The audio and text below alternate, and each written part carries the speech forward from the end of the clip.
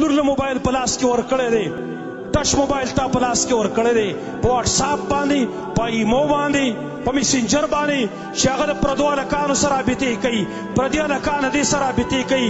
ولې تړون دی؟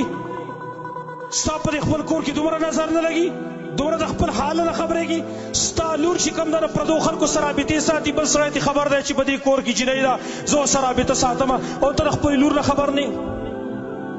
تا چې خپل زوی له پلاس کې موبایل ورکړی دی، ته د هغه جانچ پلټان نسې اخیستلی، ته د هغه محاسبه نشي کولی چې ته په څه استعمالوې په دې باندې. ستا موبایل کې دي څه؟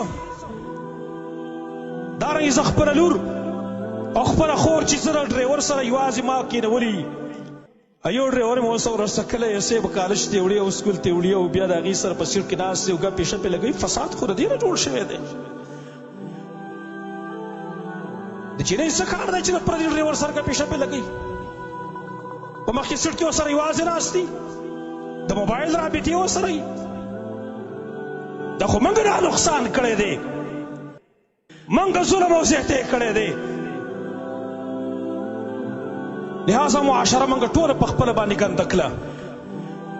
ګنې که ما د خپلې لور، ما د خپلې خور د خیال ساتلی، ما په پرده کې ساتلی، ما د دې آیات د لاندې هغې له ژوند ورکولی، وقرن فی بیوتکن ولا تبرجن تبرج الجاهلیة الاولى.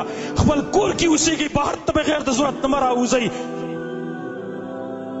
او که ما خپل لور ته او ما خپل زوی ته د دې آیاتونو درسونه ورکړي وی، مجالس کې مې کېنولي وی چې وقل للمؤمنین یغضوا من ابصارهم، مؤمنانو ته خپل نظرونه ښکته کوي.